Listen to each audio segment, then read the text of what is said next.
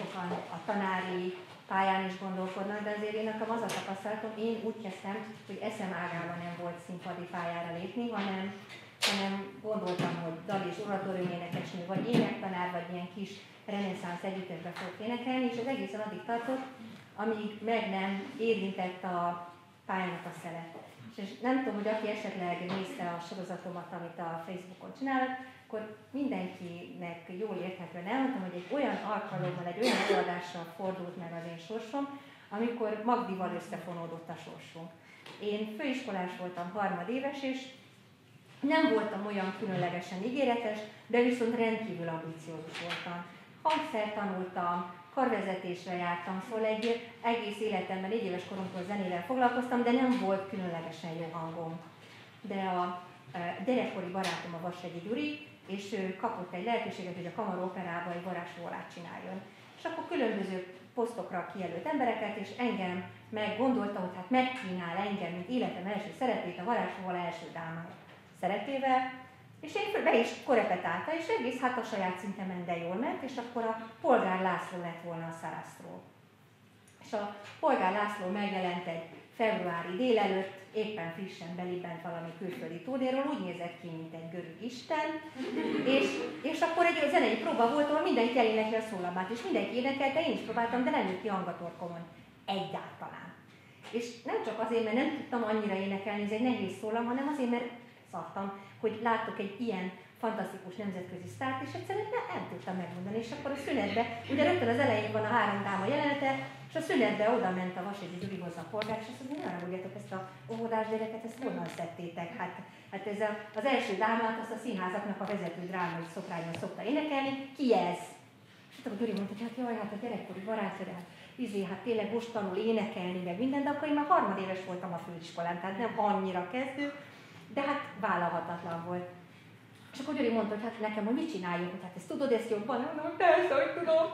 De a polgár mondta, hogy nem, hát szerezzenek egy normális hangú énekes, és a normális hangú énekes az a Magdi volt, mert a Magdi egy gyönyörű, gömbölyű, csodálatos, szép, szpintó hangú énekesnő volt, és akkor azt mondta a polgár, a Gyuri addig sírt, hogy jó, kapok még egy lehetőséget, és egy tavaszi délelőtt mind a kettőnket berendeltek a Zeneakadémiának a művész szobájában, egy gyönyörű terem, sütött a nap, emlékszem, és megláttam a Magdit, és elsápadtam. Hát én akkor is tudtam, hogy neki gyönyörű hangja van, úristen, mit keresek itt, de hát nagyon szerettem volna énekelni. És akkor azt csinálta Laci, hogy mindegyik részt egymás után el kellett énekelni. És én elénekeltem a nyitó részt, nem is volt olyan rossz, megszólalt a Magdi, és lehetett a hajam. De a Magdi nem rendelkezett azzal a offenzív erő dologgal, amivel én, és ez a versenyeztetés azt hozta, hogy ő egyre inkább defenzívába szorult, én meg egyre inkább meg akartam mutatni, hogy de én valami vagyok. És hogyha objektíve csak a felvételt meghalljátok egy ilyen eseményről, akkor azt mondjátok, hogy hát teljesen nyilvánvalóan halszik, hogy az egyikon mennyivel kvalitásosabb, mint a másik, de a Laci, a polgár Laci észrevette, hogy én egy nagyon színpadra való, nagyon offenzív alkat vagyok, és végül is azt mondta nekem, hogy hát, hogyha már ennyire felszívtam magam, már ennyire akarom, akkor jó, akkor kapok egy esélyt, és csináljam végig a próbaidőszakot. Tehát azt akarom ezzel demonstrálni, hogy a pályához elengedhetetlen a vas akarat. Egyszerűen ez egy élsport. És nem arról van szó, hogy erőszakosnak kell lenni, mert ha erőszakos vagy, azzal nem érsz el, de olyan módon ambiciózusnak kell lenni, hogy többre legyél képes, mint amit valóban tudsz. Mert igazából nagyon ritka az a dolog, hogy valaki lehetőséget kap egyszer, kétszer, háromszor, nem egyszer kapsz lehetőséget, vagy egyszer se. És neked kell kaparnod a küszöböt. Ugye aki szoprán, aki egy általános szoprán hanggal született, annak ki kell tűnni valamiben. Én sem koloratos szopránnak születtem, én egyszerűen kigyúrtam magamnak ezt a dolgot, meg a tanárom, a Magdival közös tanárom meglátta bennem a lehetőséget, de minden alkalmat meg kell ragadni a szereplésre. Minden alkalmat, hogyha érzel magad egy távoli célt, azt ma meg kell csinálni, ma kérni kell egy meghallgatást, ma el kell menni egy híres tanárhoz, egy korrepetitorhoz meghallgatásra. Nincs olyan, hogy majd föl fognak fedezni, nem fognak fölfedezni senkit. Hogyha fölfedezik fiatalon, az egyáltalán nem életbiztosítás, hogy ez ki fog tartani sok-sok évig. Mert állandóan fejlődni kell, állandóan új utakat kell keresni, nagyon sok negatív dolog éri az embert. Tehát arra szeretnélek titeket fölkészíteni, még a tanárszakon is. Ha valaki azt mondja, hogy én ebben nem veszek részt, mert tanár vagyok. Nem így van. Akkora a verseny, hogy muszáj az embernek éber maradni, egy versenyszellemet kell állandóan képviselni, hogy mindig azon legyen, hogy fejlődni, és sajnos hát kitűnni tudjon. Úgyhogy ez az én nyitó expozém, és mindenkinek várnám a kérdéset, hogyha van valami ilyen típusú kérdésetek, amit esetleg meg tudok válaszolni. Tudjuk, hogy mi az, amit már tudunk, de jó esetben azt is, hogy még milyen sok minden, amit nem tudunk, és hogy ez sokszor szerintem olyan gátlás bennünk, hogy akkor menjünk-e már, és mutogassuk-e már magunkat, és mutogassuk-e azt, hogy még mennyi mindent nem tudunk, hogy mikor, hogy ennek ellenére mindig versenyekre ért. Tehát, hogy ez egy ilyen, nem tudom jól megfogalmazni. Nagyon értem, és azért is mondtam ezt a kettősséget, hogy én egy teljesen félkész énekesként belementem egy ilyen versenyhelyzetbe, és tulajdonképpen ez elindított egy úton. Sosincs kész. Nem tudom elhiszed el, hogy én most kezdtem új énektanárhoz járni, és egy kicsit módosítani a mostani énektechnikával, mert 2 év múlva olyan szerepeket kapok majd, amihez nekem át kell alakulnom egy másik, nem teljesen arra a hangfajra, mint amit eddig énekeltem. Tehát sosem vagyunk készen. Amikor én nekem azt mondják, hogy holnap meghallgatás van erre és erre a szerepre, akkor ugyanazt érzem, mint amikor nekem most ki kell állnom. Tehát ezt el kell rakni. Ez egy szívés tréning, a Magdival erről beszélgettünk, hogy mennyire jó lenne, hogyha teljesítménypszichológiát tanulna mindegyikünk. Mert arról van szó, hogy egy olyan fókuszáltság, te tudod, hogy mi jelzik, én is tudom, most és a bemutatáskor el tudnám neked mondani, hogy mit mutattam rosszul. De ezt el kell rakni. Tehát amikor szereplés van, amikor bemutatkozás van, akkor 1000%-ig azon kell fókuszálni, nem lehet visszacsatolni, jaj, szegény, ezt most elrontottam, vagy én ezt nem tudom. Tehát ez egy kettős dolog. Tudnod kell, hogy mit nem tudsz még, és a célra kell tekintened, és tehát lehet, hogy előbbre fogsz járni, mint a valós tudásod, és akkor mérlegelni kell, vagy tanári segítség kell, hogy eljutasson, de annyira alulértékelt a pályánk, annyira kevés a lehetőség, annyira állandóan ott kell lenni, sajnos nyüzsögni kell, hogy többet kell mutatni, mint amit valóban tudsz. És azt neked tudnod kell, hogy mit nem tudsz, és aztán egy tanárral vagy egy fantasztikus korrepetitorral, mert ezt mindig elfelejtjük, hogy egy korrepetitor ugyanolyan fontos, mint egy énektanár. Ez az együttműködéssel föl tudod turbózni azokat a dolgokat, amiket még nem tudsz.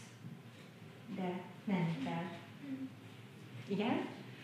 Azt tetszett volna, hogy minden lehetőséget meg kell ragadni, ami teljesen jogos és érthető, de szerintem főleg kezdőként az embernek vannak határa, és mikor van az, hogy én ezt nem fogom elvállalni, mert tudom, hogy nem fogom azt teljesíteni. Ez egy nagyon-nagyon jó kérdés, és benne van a pályakezdésben a rizikó. És azt is tudnunk kell, hogy nagyon sokan már az elején jellet kapnak, nagyon sok énekes kollégám van, aki rögtön az első-második szerepre, vagy akár egy oratórium szerepre évekre visszavetette, vagy akár egy opera szerep örökre visszavetette őt. Ezért van egy háló. Mi a háló? A háló az énektanárod, a háló a korrepetitorod, és a téged ismerő szakmai barátaid. Felkészülsz abból, elénekled nekik, az, hogy ott ül 3 ember, az már akkor a stressz helyzet, gyakorolod a stressz, de egyszerűen csak így tudod lemérni, hogy tudod-e hozni azt, ami benned van. Ez egy olyan rizikó, hogy azt mondom, hogy ha nagyon óvatos vagy és defenzív, akkor lemaradsz. Akkor azt fogják mondani, hogy ez mindig azt mondja, hogy Sosi, hogy majd. Ha csak nem hős tenor vagy Wagner tenor, ezt nem engedheted meg magadnak. Egyszerűen én sokat beszélek arról, hogy egy korosztályban, mit tudom én, elindul az országban 100 énekes, olyan, mint egy ilyen rajtverseny, és abból mondjuk 60 szoprán. Most el tudod képzelni, hogy ennek a 60 szopránnak sokkal gyorsabban kell futni, hogyha a szopránok között akar nyerni, mint mondjuk egy kontraaltnak, vagy egy mély basszusnak. Tehát ennek a dinamikája se egyforma, nagyon igazságtalan. Én is szenvedtem, és én például mezző szerettem volna lenni világéletemben, de kicseszett vele a sors, és nem vagyok az.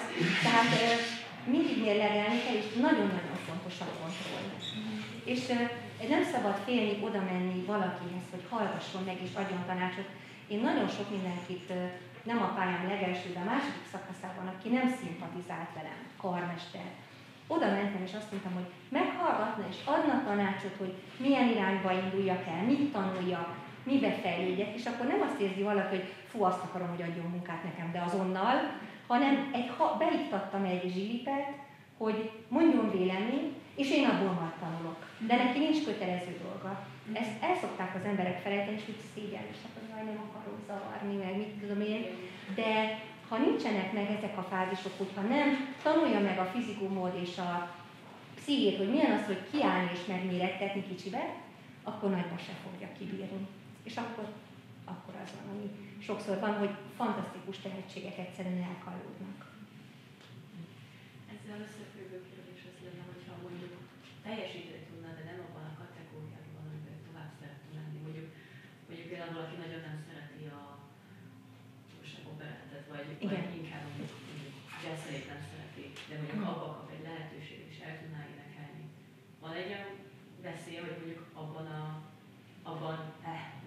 igen. Hogy már csak abban fogják meghívni, és nem lesz más. Hát akkor a saját példámon szeretném mondani, hogy én 25 évesen lekerültem Debrecenbe pályakezdőként, és akkor énekeltem mindenféle szerepetben. Voltam én kerubin, voltam én annak a fastabból, meg olimpiai koratúr, tehát össze-vissza. De az a szerződés véget ért, és ott találtam magam munkanélkül. Visszajöttem Budapestre, nevelgettem a gyerekemet, és semmi lehetősége nem volt, csak takarítottam. És aki a korepetíció előttem volt egy lány, azt mondta, hogy jaj, ő siet, mert neki másnap az Operett Színházon meghallgatása van. Milyen meghallgatás? Életemben nem nekeltem operettet. Ahogy primadonnát kerestem, már a Kalocsai Zsuzsi terhes. Hát lefutott előttem, hogy muszáj, valami munkát muszáj, esélyem se volt. Az operaházban ösztöndíjas voltam, de nem kaptam munkát, és az is megszűnt, szóval semmi esélyem nem volt. És elővettem a denevért, és leblattoltam otthon a Rosalindát, és én azt mondtam, hogy egy életemet rá most mi a baj, fölhívtam őket telefonon, és elmentem. De úgy, hogy értsd meg, operettet nem is láttam. Tehát nem arról volt szó, hogy tudtam, hogy mi az, hogy nem. De azt hogy valami, ami felé lehet kaparni. És akkor az volt a szerencsém, hogy ez egy ilyen szoba meghallgatás volt, és ott volt a 3 karmester, és a Váradi Kati, akit imádtam, sajnos már meghalt, zongorista, kérdezte, hogy mit hozott? És mondtam, hogy denevér sáder, de kottából. Kottából? Szóval na énekeljek kisanyám, mert ő kibírott az összeset. És akkor elénekeltem, és nem is volt rossz, mert nekem annyira muszáj volt azt a munkát megkapni, mert különben fölfordultunk volna a gyerekemmel együtt, akkor mondtam, menjen ki. Kimentem, és amikor csuktam az ajtót, azt hallottam, hogy azt mondja a Kati szenteri hangon, hogy ez annyira idióta, hogy ezt vegyétek fel nekem. És sokáig az volt az életem legmagabiztosabb periódusa, mert valóban bekerültünk a Fischermóni, akkor került be én, meg a Cserekély Andi, tulajdonképpen minket 3-at vettek föl, hogy pótoljuk a Kalocsai Zsuzsi helyét, és egy olyan anyagi biztonságba, egy olyan helyre kerültem, ahol elkezdtem tudni tanulni, akkor mentem énekversenyre, akkor a rádióba az menjentem, ha ez nincs, és nyugodtan lehet, hogy mai napig ezt csináltam, volna, jött a következő igazgató és kirúgott. Mert kellett neki valaki másnak a hely az a primadonna, és akkor újra kezdtem a kaparást előről, de egyszerűen adaptálódni kell a helyzethez. Nem ragadtam ott, nem mondták nekem a dalkoncerten, hogy ezért primadonna takarodjon onnan, szóval nem ragadt rajtam. Jó, jó, szívesen. Esetleg még kérdés? Nincs.